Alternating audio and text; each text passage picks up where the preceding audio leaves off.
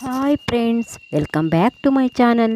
Friends, ನಾನಿವತ್ತು ನನ್ನ ನೀರ್ಸೋಣೆ ಗಿಡಗಳು ಹಾಗೆ ಸೇವಂತಿಗೆ ಗಿಡ ಹೂವು ಎಲ್ಲ ಹೇಗಿದೆ ಅಂತ ತೋರಿಸ್ತೀನಿ ನೋಡಿ. ಇವತ್ತು ಯಾವ್ಯಾವ ಡೇರೆ ಹೂವು ಬಿಟ್ಟಿದೆ ಎಲ್ಲವನ್ನು ತೋರಿಸ್ತೀನಿ. ಫ್ರೆಂಡ್ಸ್, ನೀವು ನನ್ನ ಚಾನಲ್ಗೆ ಹೊಸಬರಾದರೆ ಸಬ್ಸ್ಕ್ರೈಬ್ ಮಾಡ್ಕೊಳ್ಳಿ. ನಾನು ಹಾಕೋ ಎಲ್ಲ ವಿಡಿಯೋದ ನೋಟಿಫಿಕೇಷನ್ ನಿಮಗೆ ಬರುತ್ತೆ. ಹಾಗೆ ಇಷ್ಟ ಆದರೆ ಲೈಕ್ ಮಾಡಿ, ಶೇರ್ ಮಾಡಿ, ಕಾಮೆಂಟ್ ಮಾಡಿ. ಬನ್ನಿ ಫ್ರೆಂಡ್ಸ್, ನೋಡ್ತಾ ಹೋಗಿ. ನಾನು ಅವತ್ತು ಡೇರೆ ಹೂವೆಲ್ಲ ತೋರಿಸಿದ್ನಲ್ಲ, ಅದರಲ್ಲಿ ಕೆಲವು ಮೊಗ್ಗುಬಿಟ್ಟಿತ್ತು. ಹೂ ಅರಳದೇ ಹೋದ ಹೂವನ್ನೆಲ್ಲ ಇವತ್ತು ತೋರಿಸ್ತಾ ಇದ್ದೀನಿ ನೋಡಿ. ಯಾವ ಕಲರು ಅಂತ ನೋಡಿ, ಹೊಸ ಹೊಸ ಕಲರ್ ಆಗಿದೆ. ಫ್ರೆಂಡ್ಸ್, ನಾನು ನನ್ನ ಗಿಡಗಳನ್ನು ಮಾರಾಟ ಮಾಡೋದಿಲ್ಲ, ಮತ್ತು ನನ್ನ ಹತ್ರ ಪೋಸ್ಟಿಗಾಗಲಿ ಆಮೇಲೆ ಆನ್ಲೈನಲ್ಲಾದರೆ ಕಳಿಸ್ಲಿಕ್ಕೆ ಆಗಲ್ಲ. ಸಾರಿ ಫ್ರೆಂಡ್ಸ್, ತಪ್ಪು ತಿಳ್ಕೊಬೇಡಿ. ನೋಡಿ ಫ್ರೆಂಡ್ಸ್, ನಾನಿಲ್ಲಿ ದಾಸವಾಳ ಕಟಿಂಗನ್ನೆಲ್ಲ ಹಾಕ್ಕೊಂಡಿದ್ದೀನಿ, ಎಲ್ಲ ಅಪ್ಡೇಟ್ ಕೊಡ್ತಾ ಇದ್ದೀನಿ. ಇದು ಜಿರೇನಿಯಮ್. ಇಲ್ಲಿ ನೋಡಿ, ನಾನು ಅವತ್ತು ರಿಪೋರ್ಟಿಂಗ್ ಮಾಡಿದ್ನಲ್ಲ ಯಾವ ರೀತಿ ಇದೆ ಅಂತ ನೋಡಿ. ಈ ರೀತಿ ಪಿಂಚಿಂಗ್ ಮಾಡಿಬಿಡ್ಬೇಕು. ಅದು ಚಿಗುರು ಮೊಗ್ಗು ಬರಲಿಕ್ಕೆ ಕೊಡಬಾರ್ದು ಅಷ್ಟು ಬೇಗ. ಪಿಂಚಿಂಗ್ ಮಾಡಿದ್ರೆ ಗಿಡಗಳು ಬುಷಿಯಾಗಿ ಬರುತ್ತೆ. ಫ್ರೆಂಡ್ಸ್, ನಾನು ಕೆಲವು ಟಿಪ್ಸ್ಗಳನ್ನು ಸಹ ಕೊಟ್ಟಿದ್ದೀನಿ, ಹಾಗಾಗಿ ವಿಡಿಯೋನ ಪೂರ್ತಿಯಾಗಿ ನೋಡಿ. ನೋಡಿ ಫ್ರೆಂಡ್ಸ್, ನೀರ್ಸೋಣೆ ಗಿಡಗಳು. ನಾನು ನೀರ್ಸೋಣೆ ಗಿಡಗಳನ್ನೆಲ್ಲ ಗುಂಪಲ್ಲಿ ಇಟ್ಟಿದ್ದೀನಿ, ಅಂದರೆ ಒಂದು ರೌಂಡ್ ಮಾಡಿಟ್ಟಿದ್ದೀನಿ. ಯಾಕಂದರೆ ಬುಡದಲ್ಲಿ ಯಾವುದೇ ರೀತಿ ಬಿಸಿಲು ತಾಗಲ್ಲ, ಹಾಗಾಗಿ ಗಿಡಗಳು ಚೆನ್ನಾಗಿ ಬೆಳೆಯುತ್ತೆ. ಒಂದು ಸಾಲಲ್ಲಿಟ್ಟಾಗ ಒಂದು ಸೈಡಿಂದ ಬಿಸಿಲು ತಾಗತ್ತಲ್ಲ, ಹಾಗಾಗಿ ನಾನು ನೀರ್ಸೋಣೆ ಗಿಡಗಳನ್ನು ಈ ರೀತಿ ಗುಂಪಲ್ಲೇ ಇಡ್ತೀನಿ. ಮತ್ತು ಕೆಲವು ಅದು ಪರಾಗಸ್ಪರ್ಶ ಆಗಿ ಬೀಜ ಕೂಡ ಆಗುತ್ತೆ ಹೀಗಿಟ್ಟಾಗ. ಈ ಟೈಮಲ್ಲಿ ಸ್ವಲ್ಪ ಬೀಜ ಡೆವಲಪ್ ಆಗುತ್ತೆ, ಒಂದೊಂದು ಗಿಡದಲ್ಲಿ ಆಗುತ್ತೆ. ನಾನು ಮುಂದೆ ನಿಮಗೆ ತೋರಿಸ್ತೀನಿ ಬೀಜ ಹೇಗಾಗಿದೆ ಅಂತ. ಬೀಜ ಆದಾಗ ನೋಡಿ ಫ್ರೆಂಡ್ಸ್, ಎಲ್ಲ ರೌಂಡಲ್ಲಿರೋದು ಒಂದೇ ಕಲರ್ ಇರ್ಬೋದು, ಸ್ವಲ್ಪ ಚೇಂಜ್ ಇದೆ. ಇಲ್ಲಿ ನನ್ನ ವಿಡಿಯೋದಲ್ಲಿ ಅಷ್ಟು ಚೆನ್ನಾಗಿ ಕಲರ್ಸ್, ನೀರ್ಸೋಣೆ ಕಲರ್ಸ್ ಅಷ್ಟು ಪರ್ಫೆಕ್ಟಾಗಿ ಕಾಣಲ್ಲ. ಎಲ್ಲ ಒಂದೇ ಥರ ಇರೋ ಹಾಗೆ ಕಾಣಿಸುತ್ತೆ, ಮತ್ತು ಡಬಲ್ ಕಲರ್ ಇರೋ ಹಾಗೆ ಕಾಣುತ್ತೆ. ಇಲ್ಲಿ ಬಿಸಿಲಿಗೆ ಸ್ವಲ್ಪ ಹೊಳೆಯುತ್ತೆ ಹೂವು ಎಲ್ಲ.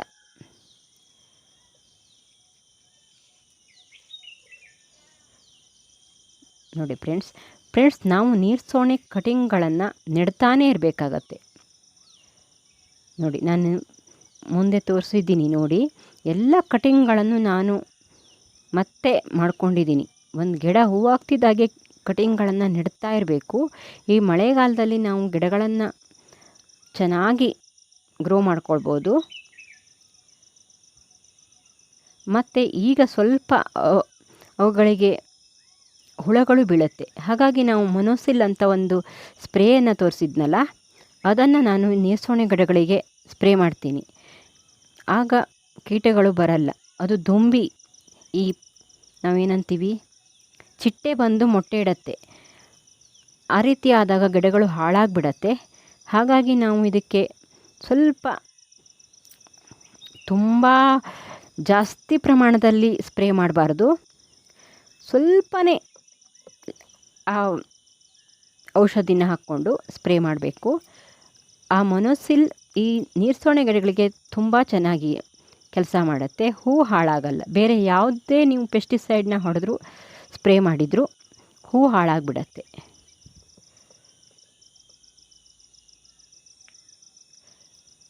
ನೋಡಿ ಫ್ರೆಂಡ್ಸ್, ಇಲ್ಲಿ ದೊಡ್ಡ ದೊಡ್ಡ ಕವರಲ್ಲಿ ನಾ ಗ್ರೋ ಬ್ಯಾಗ್ ಮಾಡಿದ್ನಲ್ಲ, ಆ ಗ್ರೋ ಬ್ಯಾಗಲ್ಲಿದೆ. ತುಂಬ ಚೆನ್ನಾಗಿ ಹೂಬಿಟ್ಟಿದೆ ಇಲ್ಲಿ ನೋಡಿ.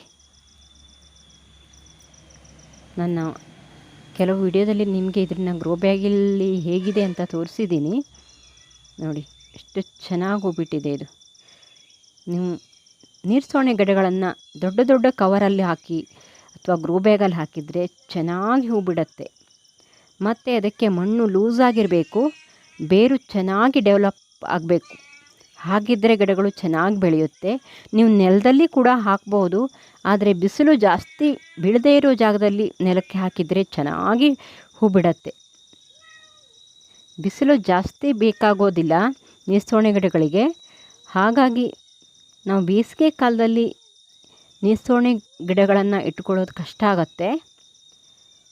ಹಾಗಾಗಿ ನಾವು ಸ್ವಲ್ಪ ನೆರಳಿರೋ ಜಾಗದಲ್ಲೇ ಅದನ್ನು ನೆಟ್ಟುಕೊಂಡ್ರೆ ಚೆನ್ನಾಗಿರುತ್ತೆ. ನೋಡಿ, ಇದು ಮೇಲ್ಗಡೆಯಿಂದ ಹೇಗಿದೆ ಅಂತ ತೋರಿಸಿದ್ದೀನಿ.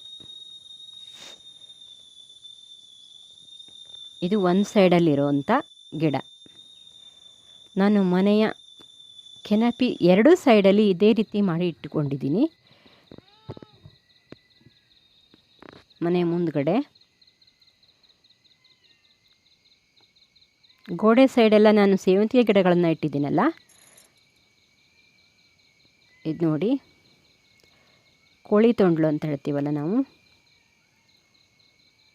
ಅದು.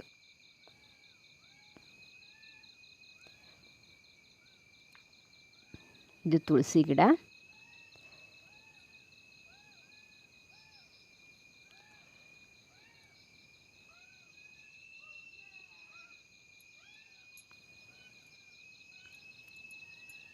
ನೋಡಿ, ಚೆಂಡು ಹೂವು ಗಿಡ ತುಂಬ ಚೆನ್ನಾಗಿ ಹೂ ಬಿಡುತ್ತೆ. ಆದರೆ ಹೂವಿನ ವಜ್ಜೆಗೆ ಚೆಂಡು ಗಿಡಗಳೆಲ್ಲ ಮುರಿದು ಹೋಗಿಬಿಡುತ್ತೆ ಚೆಂಡು ಹೂವು.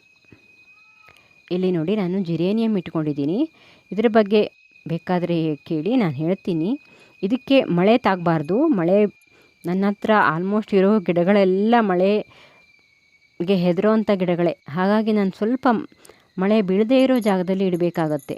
ಮಳೆಯಲ್ಲಿ ಇದು ತುಂಬ ಕೊಳೆತು ಹೋಗಿತ್ತು, ಎಲೆಗಳೆಲ್ಲ ಉದುರು ಹೋಗಿತ್ತು. ಈಗ ನೋಡಿ ಮತ್ತೆ ಚೆನ್ನಾಗಾಗಿದೆ. ಈ ಕೊಲೆಂಚೋ ಗಿಡಗಳಿಗೂ ಹಾಗೆ ನೋಡಿ, ಇಲ್ಲಿ ಕೊಲೆಂಚೋ ಗಿಡಗಳು, ಅವಕ್ಕೂ ನೀರು ಜಾಸ್ತಿ ಬೇಕಾಗಲ್ಲ. ತುಂಬ ಮಳೆ ಆದರೆ ಆ ಗಿಡಗಳು ಹಾಳಾಗಿಬಿಡತ್ತೆ. ಇದು ಚಳಿಗಾಲಕ್ಕೆ ಕೊಲೆಂಚೋ ಗಿಡ ತುಂಬ ಚೆನ್ನಾಗಿ ಹೂ ಬಿಡುತ್ತೆ. ಮುಂದಿನ ವಿಡಿಯೋಗಳಲ್ಲಿ ತೋರಿಸ್ತಾ ಹೋಗ್ತೀನಿ. ಫ್ರೆಂಡ್ಸ್, ನೀವು ನನ್ನ ಚಾನಲ್ಗೆ ಹೊಸಬರಾದರೆ ಸಬ್ಸ್ಕ್ರೈಬ್ ಮಾಡ್ಕೊಳ್ಳಿ. ಪಕ್ಕದಲ್ಲಿರೋ ಗಂಟೆ ಬಟನ್ ಒತ್ತಿ. ನಾನು ಹಾಕೋ ಎಲ್ಲ ವಿಡಿಯೋದ ನೋಟಿಫಿಕೇಷನ್ ನಿಮಗೆ ಬರುತ್ತೆ. ಮುಂದಿನ ವಿಡಿಯೋಗಳನ್ನೆಲ್ಲ ನೀವು ನೋಡ್ಬೋದು. ನೋಡಿ ಫ್ರೆಂಡ್ಸ್, ಇದು ಮತ್ತೊಂದು ಸೈಡಲ್ಲಿರುವಂಥ ನೀರ್ಸೋಣೆ ಗಿಡಗಳು. ನೋಡಿ ಎಷ್ಟೊಂದು ಹೂ ಬಿಟ್ಟಿದೆ. ಈಗ ನೀವು ಕಟಿಂಗನ್ನು ನೆಡ್ತಾನೇ ಇದ್ದರೆ, ಒಂದೇ ಕಲರ್ ಗಿಡ ನನ್ನ ಹತ್ರ 3-4 ಗಿಡಗಳನ್ನು ಮಾಡ್ಕೊಂಡಿರ್ತೀನಿ. ಒಂದು ಗಿಡ ಒಂದು ವೇಳೆ ಸತ್ತೋದ್ರೂ ಮತ್ತೊಂದು ಗಿಡ ಇರುತ್ತೆ. ಹಾಗಾಗಿ ಮತ್ತು ಗಿಡಗಳು ಜಾಸ್ತಿ ಮಾಡ್ದಂಗೆ ಗಿಡಗಳು ಚೆನ್ನಾಗಿ ಕಾಣಿಸುತ್ತಲ್ವಾ, ಯಾವಾಗಲೂ ಹೂವಿಡುತ್ತೆ ಇದರಲ್ಲಿ. ಹಾಗಾಗಿ ನಾನು ಒಂದೇ ಕಲರ್ ಗಿಡಗಳನ್ನು ಜಾಸ್ತಿ ಮಾಡ್ಕೊಂಡಿದ್ದೀನಿ. ಕಲರ್ಸ್ ಈಗ ಅಷ್ಟೊಂದು ಇಲ್ಲ. ಈಗ ನಾನು ಆಮೇಲೆ ಅಲ್ಲಿ ಕಟಿಂಗ್ ತೋರಿಸ್ತೀನಿ. ಅಲ್ಲಿ ಕಟಿಂಗ್ ಎಲ್ಲ ಹಾಕ್ಕೊಂಡಿದ್ದೀನಿ. ಇದೆಲ್ಲ ಮಾಮೂಲಿ ಸಿಗುವಂಥ ಕಲರ್ಸ್ಗಳು. ಇವೆಲ್ಲ ಜಾಸ್ತಿ ಗಿಡ ಇತ್ತು, ಹಾಗೆ ಚೆನ್ನಾಗಾಗಿದೆ. ಈಗ ಅದು ಬೇಸಿಗೆಯಲ್ಲಿ ಸಾಯದೇ ಇರೋ ಗಿಡಗಳೆಲ್ಲ ಚೆನ್ನಾಗಾಗಿವೆ ಈಗ.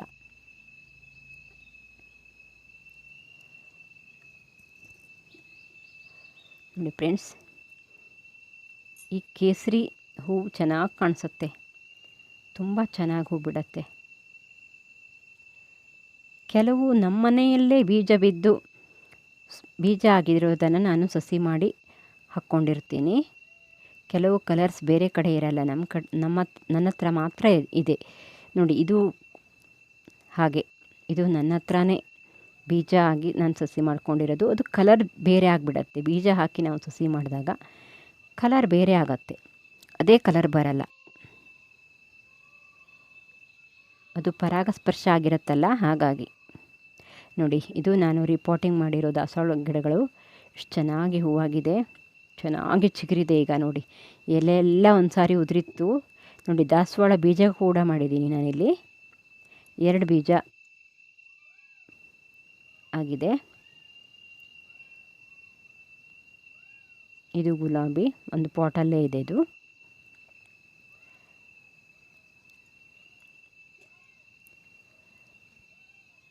ನನ್ನ ನೀರ್ಸೋಣೆ ಗಿಡಗಳನ್ನು ತೋರಿಸಿ ಅಂತ ಕೆಲವರು ಕೇಳಿದರು. ಹಾಗಾಗಿ ಎಲ್ಲ ಗಿಡಗಳನ್ನು ತೋರಿಸ್ತಾ ಇದ್ದೀನಿ. ಅದು ತುಂಬ ಹೂವಾಗಿರುತ್ತೆ. ನಂಗೆ ಅದರ ವಿಶೇಷತೆ ಇರಲ್ಲ ಅನಿಸುತ್ತೆ, ಹಾಗಾಗಿ ನಾನು ಅದನ್ನು ಜಾಸ್ತಿ ತೋರಿಸಲ್ಲ. ನನಗೆ ಸೇವಂತಿಗೆ ಅಂದರೆ ತುಂಬ ಇಷ್ಟ, ಹಾಗಾಗಿ ನಿಮಗೂ ಇಷ್ಟ ಆಗಿರ್ಬೋದು ಅಂತ ನಾನು ಸೇವಂತಿಗೆ ಹೂವನ್ನೇ ಜಾಸ್ತಿ ತೋರಿಸ್ತೀನಿ.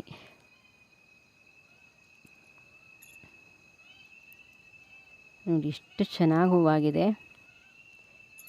ಈ ನೀರ್ಸೋಣೆ ಗಿಡಗಳನ್ನು ಇಟ್ಕೊಳ್ಳೋದು ತುಂಬ ಕಷ್ಟ ಬೇಸಿಗೆಯಲ್ಲಿ. ಹಾಗಾಗಿ ಈಗ ಕೆಲವು ಜನ ಇದನ್ನು ಮಾಡೋದೇ ಬಿಟ್ಬಿಟ್ಟಿದ್ದಾರೆ. ಅದನ್ನು ಕಟಿಂಗನ್ನು ನೆಡ್ತಾನೇ ಇರಬೇಕು. ನೋಡಿ ಫ್ರೆಂಡ್ಸ್, ಎಷ್ಟು ಚೆನ್ನಾಗಿ ಹೂವಾಗಿದೆ ಸೇವಂತಿಗೆ.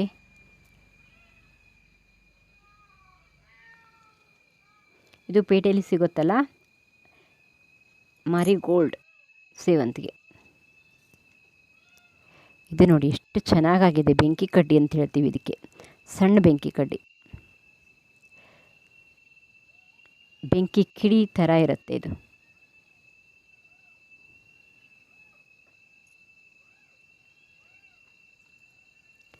ಇದು 4 ಗಿಡ ಇತ್ತು, ಅವತ್ತು ಮೊಗ್ಗಾಗಿದ್ದು ತೋರಿಸಿದ್ನಲ್ಲ, ಇವತ್ತು ನೋಡಿ ಅರಳಿದೆ. ಅದಷ್ಟು ಒಂದೇ ಗಿಡ, ಒಂದೇ ಕಲರ್, ಆದರೆ ಒಂದೊಂದು ಗಿಡದಲ್ಲಿ ಸ್ವಲ್ಪ ಕಲರ್ ಚೇಂಜ್ ಆಗಿಬಿಟ್ಟಿದೆ, ಯಾಕೆ ಗೊತ್ತಿಲ್ಲ. ಇದು ತುಂಬ ಅರಳಿದ್ದು ಕಲರ್ ಚೇಂಜ್ ಆಗುತ್ತೆ.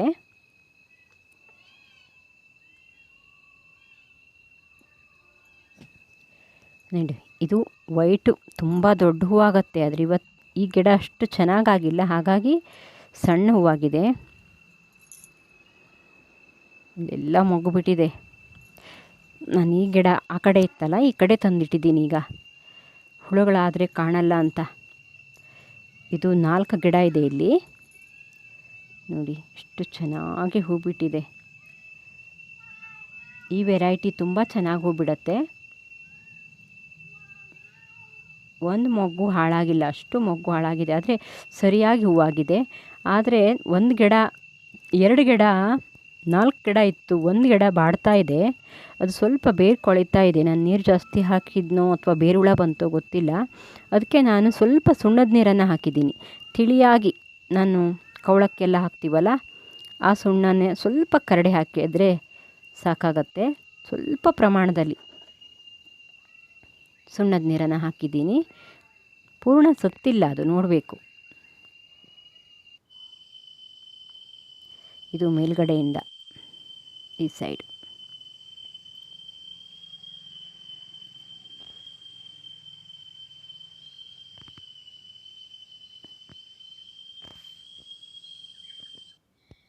ನೋಡಿ ಫ್ರೆಂಡ್ಸ್, ಇಲ್ಲೆಲ್ಲ ಕಟಿಂಗ್ಗಳನ್ನು ನೆಟ್ಟು ಕೆಲವು ಕಟಿಂಗ್ಗಳನ್ನು ನಾನು ರೀಪಾಟಿಂಗ್ ಮಾಡ್ಕೊಂಡಿದ್ದೀನಿ. ನೋಡಿ ಇಲ್ಲಿ ಹುಳ ಬೀಳ್ತಾ ಇದೆ.